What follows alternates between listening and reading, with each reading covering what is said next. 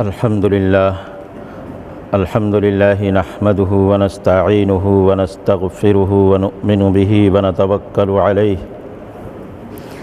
ونعوذ بالله من شرور أنفسنا ومن سيئات أعمالنا من يهده الله فلا مضل له ومن يضلله فلا هادي له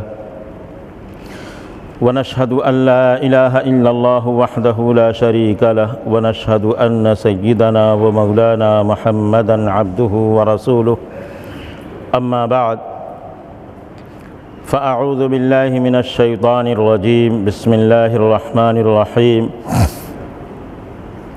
لقد كان لكم في رسول الله أسوة حسنة وقال تعالى ولنبلونكم بشيء من الخوف والجوع ونقص من الأموال والأنفس والثمرات وبشر الصابرين الذين إذا أصابتهم مصيبة قالوا إنا لله وإنا إليه راجعون أولئك عليهم صلوات من ربهم ورحمة وأولئك هم المهتدون صدق اللہ العظیم۔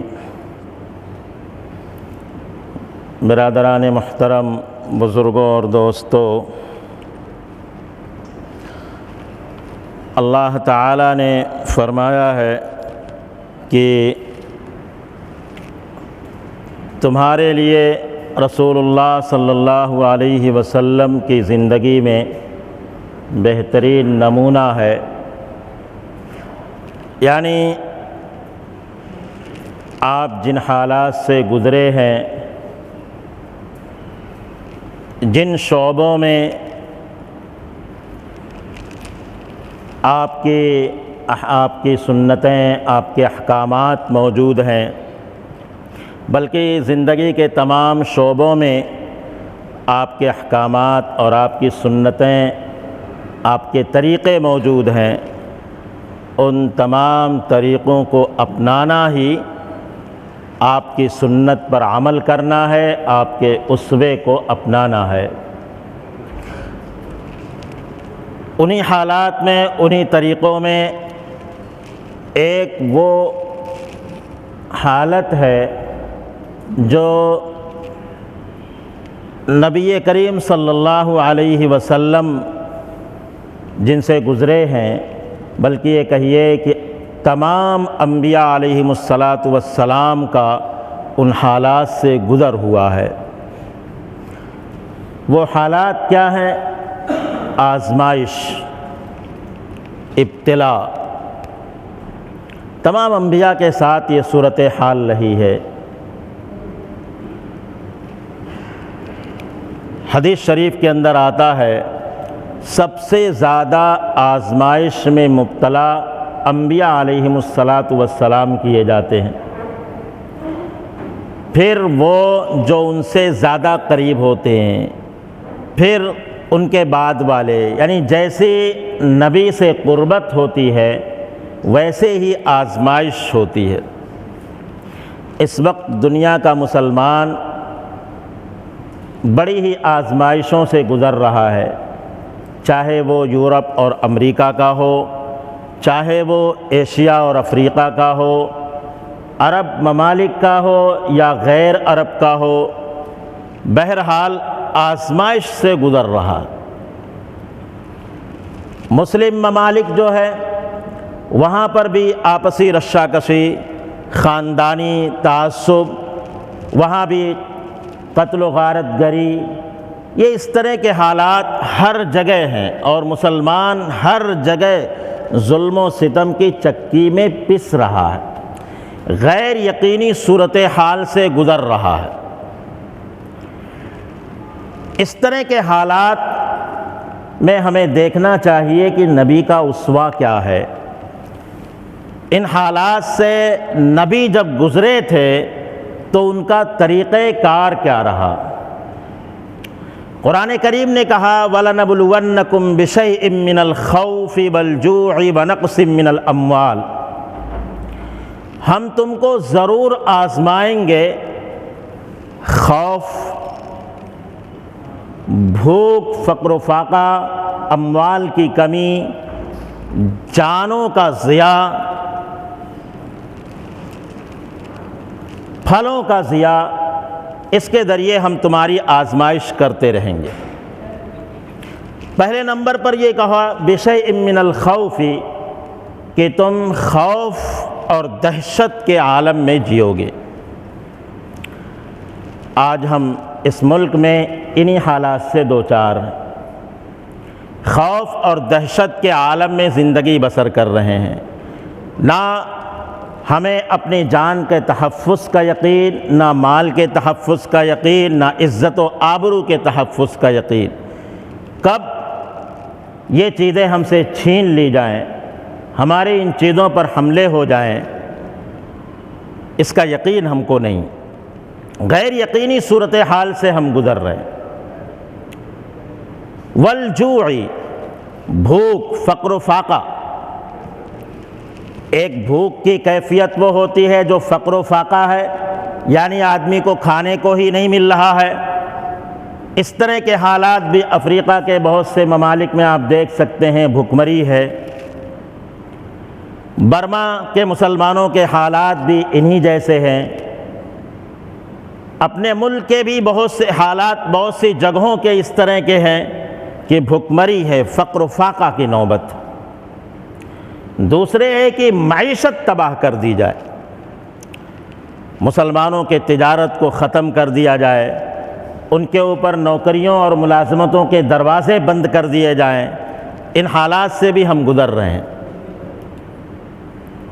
والانفس، جان کا ضیاء، جان کے خطرات۔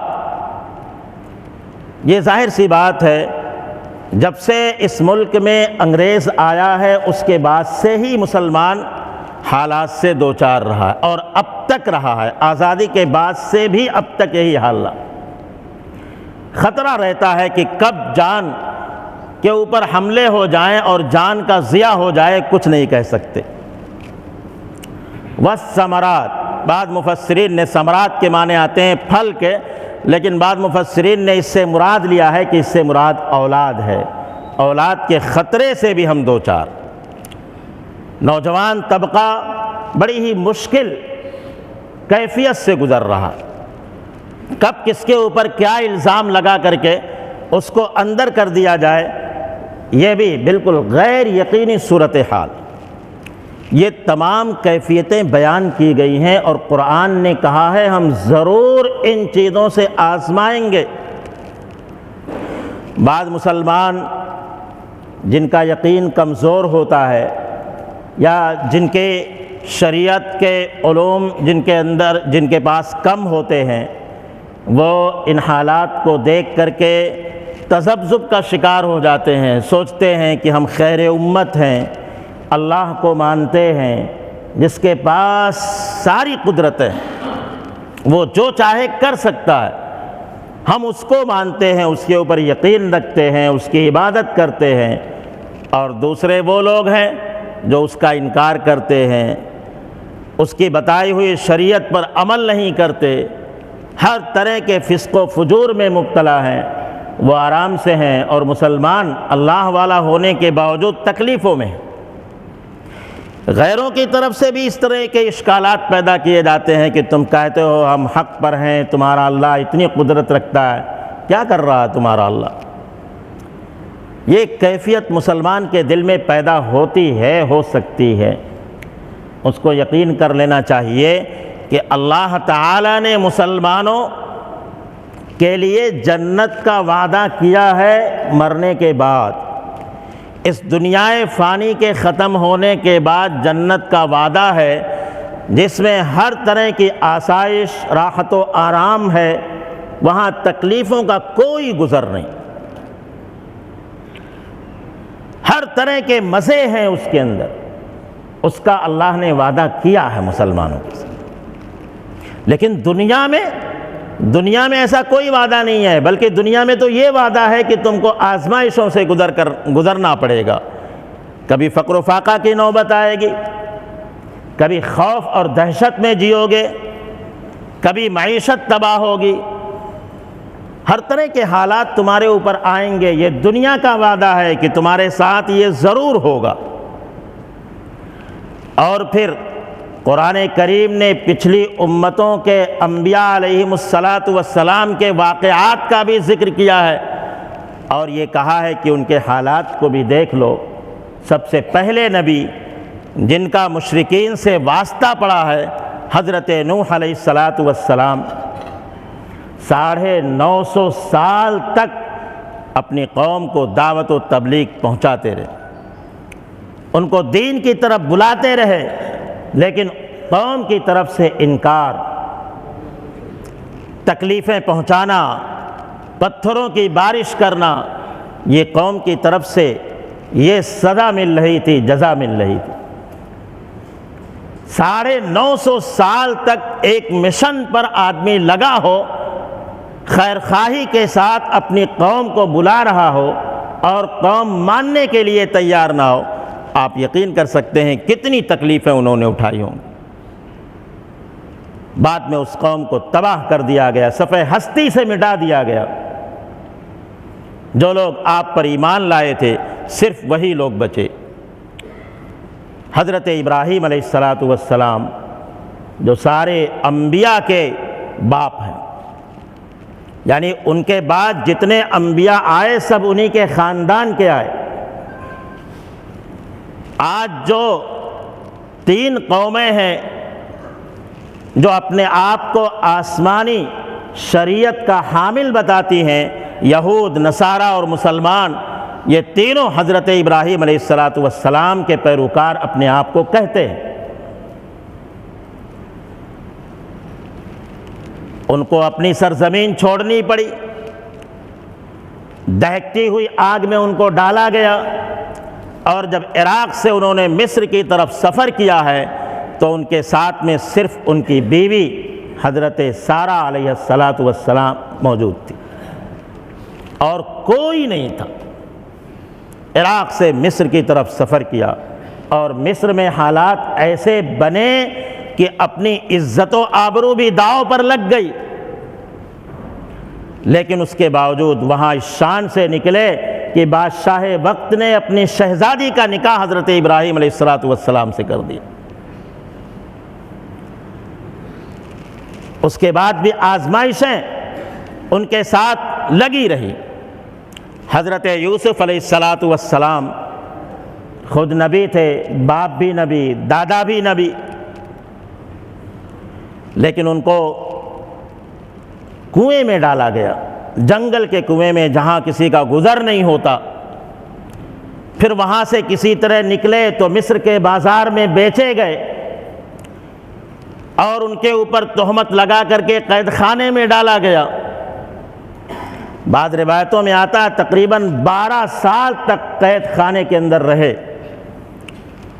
اس کے بعد اللہ تعالیٰ نے وہاں سے نکال کر مصر کے تخت شاہی پر بٹھا دیا۔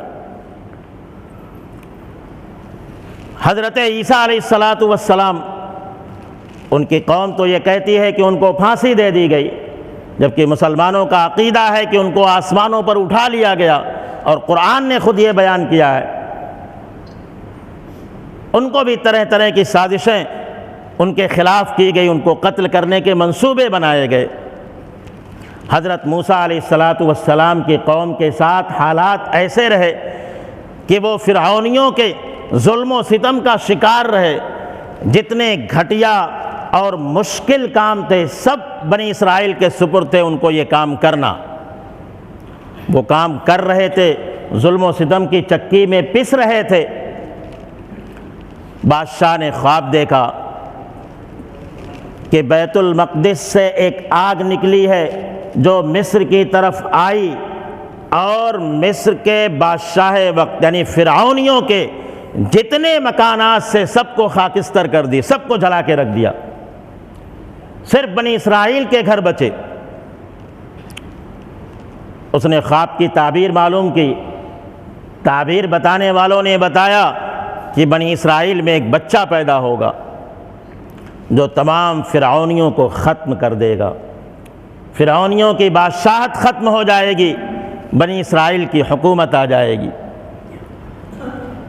اتنا سننا تھا کہ بادشاہ وقت نے بنی اسرائیل کے جتنے بچے پیدا ہو رہے تھے لڑکے، سب کو قتل کرنے کا حکم دے دیا۔ جتنے بچے پیدا ہو رہے تھے سب کو قتل کرنے کا حکم دے دیا۔ قتل کا ایک بازار گرم تھا۔ انہی حالات میں حضرت موسیٰ علیہ السلام پیدا ہوئے، ان کو صندوق میں بند کر کے دریا میں ڈالا گیا۔ فرعون کے دربار میں وہ اس طرح پہنچے اور وہاں پرورش ہوئی۔ اس کے بعد جب آپ کو نبوت سے سرفراز کیا گیا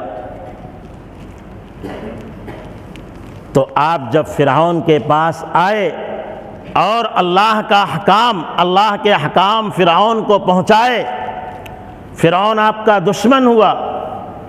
نتیجتاً آخر میں حضرت موسیٰ علیہ السلام کو اپنی قوم کے ساتھ بھاگنا پڑا مصر چھوڑ کر کے، لیکن اللہ تعالیٰ نے پیچھے فرعون کو بھی لگا دیا، اس کی پوری قوم کو لگا دیا اور پوری قوم کو وہاں پہ دریا برد کر دیا۔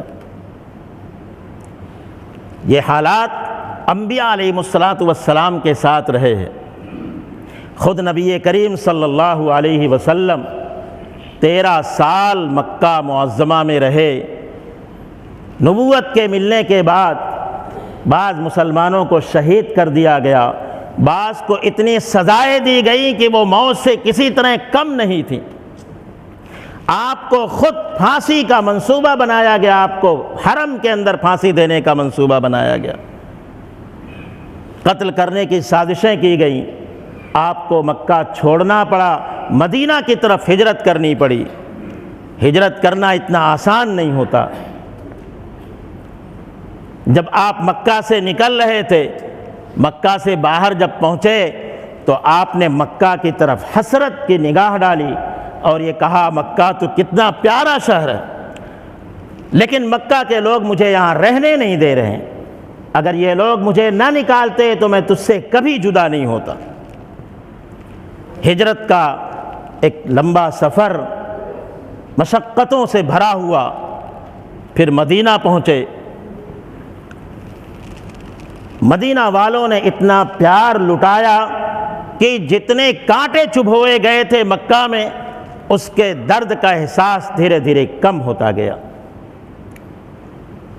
اسی درمیان جہاد کی آیتیں نازل ہو گئیں، جہاد کا حکم دیا گیا۔ مسلمانوں کے دل میں فطری طور پر اس بات کا احساس ضرور پیدا ہوا ہوگا کہ ابھی تھوڑا سکون کا سانس لیے ہیں، کچھ دن اور رک جاتے، اس کے بعد اگر یہ حکم ہوتا تو بہتر ہوتا۔ قرآن کریم نے اصول بتا دیا کہ بہت سی چیزیں ایسی ہوتی ہیں جو تمہیں پسند ہیں لیکن ان کے اندر شر ہوتا ہے، اور بہت سی چیزیں ایسی ہیں جو تمہیں ناپسند ہیں لیکن اللہ تعالیٰ ان کے اندر خیر کا پہلو نکال دیتا۔ یہ ان کو ایک اصولی چیز بتا دی جس کے ذریعے سے ان کے دلوں کو مضبوطی ملی، ان کی ڈھارس بڑھائی گئی کہ کوئی ضروری نہیں کہ ہم ایک چیز کو اچھا سمجھ رہے ہوں وہ ہمارے لیے بہتر ہو، یا ایک چیز کو ہم برا سمجھ رہے ہوں وہ ہمارے لیے برا ہو سکتا ہے اس کے اندر اللہ نے اچھائی رکھی۔ اس کے بعد کبھی غزوہ بدر ہے، کبھی احد ہے، کبھی خیبر ہے، کبھی اور غزوے، مکہ فتح ہوتا ہے۔ ہجرت کے 8ویں سال، نبوت ملنے کے 21ویں سال کے بعد، اب آدمی سوچ سکتا ہے کہ جو مکہ 21 سال کے بعد فتح ہو رہا ہے، اللہ تعالیٰ کو تو قدرت تھی کہ پہلے دن سے ہی اس کو فتح کر دیتا اور سارے مکہ والوں کا دل آپ کی طرف مائل کر دیتا۔ اللہ ایسا کر سکتا تھا، لیکن اللہ نے ایسا نہیں کیا۔ 21 سال تک مصائب کے اندر رکھا، آزمائشوں کے اندر رکھا۔ ان آزمائشوں کے بعد پھر جا کر کے مکہ فتح ہوا۔ یہ سارے واقعات ہمیں یہ بتلاتے ہیں کہ یہ مسلمانوں کے ساتھ ہوتے رہیں گے قرآن نے جو جملہ استعمال کیا ہے وَلَنَبْلُوَنَّكُمْ، یہ سخت تاکید کے لیے استعمال ہوتا ہے کہ ہم ضرور بالضرور تم کو آزمائیں گے۔ ایسے آزمائش کے وقت میں ہم کو دیکھنا ہے اسوہ رسول کیا ہے، آپ کا اسوہ حسنہ کیا ہے۔ آپ کا اسوہ حسنہ انبیاء علیہم السلام کا اسوہ حسنہ یہی ہے کہ حالات سے کبھی گھبرانا نہیں، کبھی مایوسی کا شکار نہیں ہونا ہے، بلکہ اللہ کے ساتھ اپنے رشتے کو مضبوط رکھنا۔ ان حالات سے تو گزرنا ہی پڑے گا، یہ جان مال سب کچھ اللہ نے تو خرید رکھا ہے۔ ان اللہ اشتری من المؤمنین انفسهم واموالهم بان لهم الجنہ، اللہ نے تمہاری جان کو، تمہارے مال کو خرید لیا ہے جنت کے بدلے میں، تو جنت تو تم کو مل کر کے رہے گی۔ اب جان مال یہ تو اللہ کے، وہ جب چاہے جن حالات میں چاہے اس کو لے لے، ختم کر دے، آزمائشوں میں مبتلا کر دے۔ ان حالات سے تو گزرنا ہی پڑے گا۔ حالات کے ساتھ گزرنے کے لیے ضروری ہے صبر و استقامت۔ جس طرح انبیاء علیہم السلام نے اپنایا، حالات کے ساتھ اللہ کے ساتھ رشتہ مضبوط رکھا، کتنے بھی سخت حالات آئے اللہ کے ساتھ رشتے کو کمزور نہیں ہونے دیا، بلکہ اس کو مضبوط رکھا، مضبوطی ہی دیتے گئے۔ اور اس طرح کے حالات ہوتے ہیں تو یقینی طور پر ایمان کے اندر جھلا پیدا ہوتی ہے، مضبوطی پیدا ہوتی ہے۔ جب بھی مسلمانوں کے ساتھ حالات آئے، آپ غور کیجئے 1857 کے حالات جب پیدا ہوئے تو پورے ملک کے ساتھ، پورے ملک کے لیے ناگفتہ بے حالات، مسلمانوں کے خلاف اور زیادہ تھے۔ لیکن ان حالات کے بعد سب سے بڑا فائدہ یہ ہوا، اس شر کے اندر سب سے بڑا خیر یہ ہوا کہ اس وقت سے مدارس کے قیام کا جو عمل شروع ہوا ہے وہ آج آپ دیکھ سکتے ہیں، گلی گلی مکاتب اور مدارس موجود ہیں۔ علم دین کے فروغ کے لیے یہ ادارے اپنے کردار کو نبھا رہے ہیں۔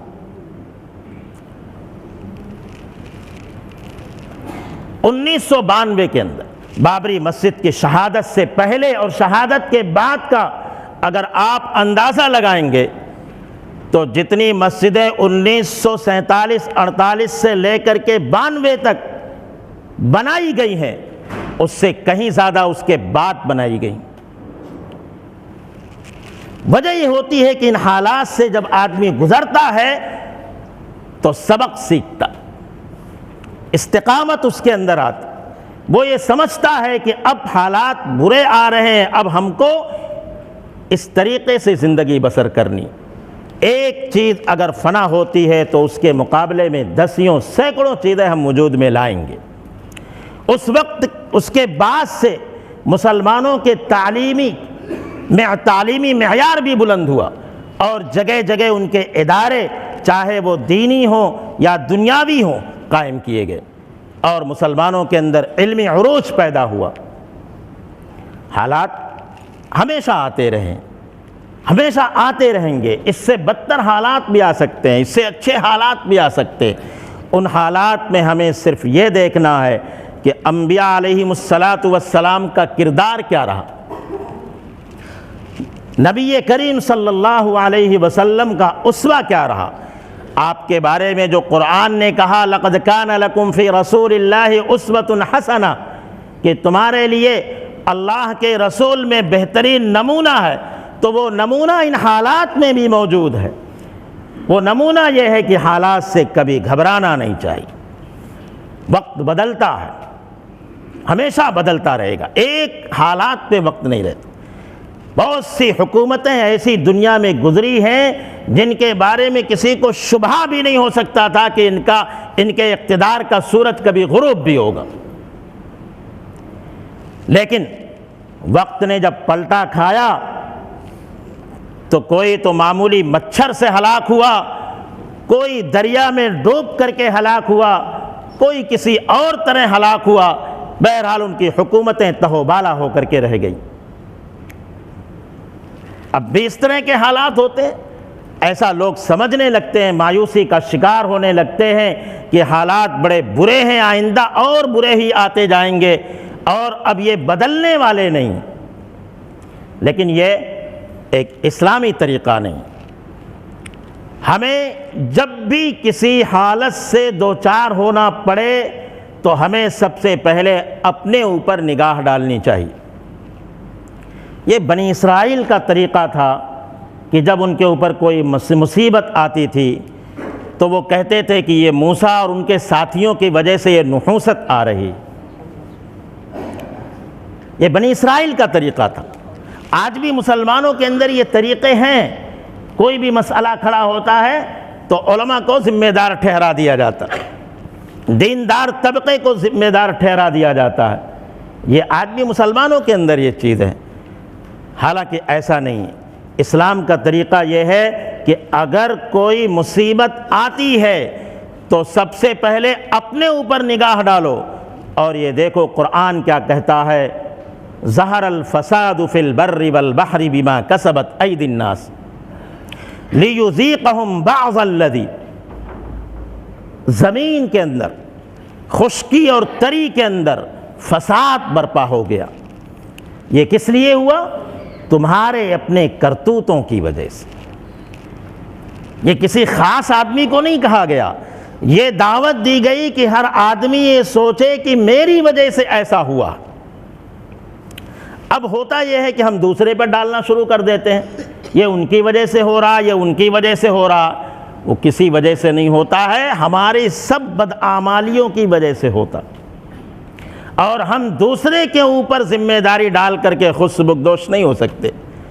ہماری ذمہ داری ہے کہ ہم اس کا احساس کریں کہ یہ حالات ہمارے کرتوتوں کی وجہ سے ہوئے، اور ہمارے کرتوتوں کی وجہ سے ہیں تو اس صورت میں ہم کو اپنے حالات کو بدلنا پڑے گا۔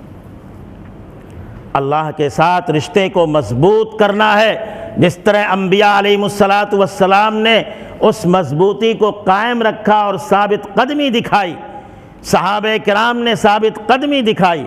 ایسے ایسے وقت میں ایمان کے اوپر جمے رہے جبکہ اس کے خلاف ساری چیزیں، سارے ثبوت اور ظاہری حالات موجود ہیں۔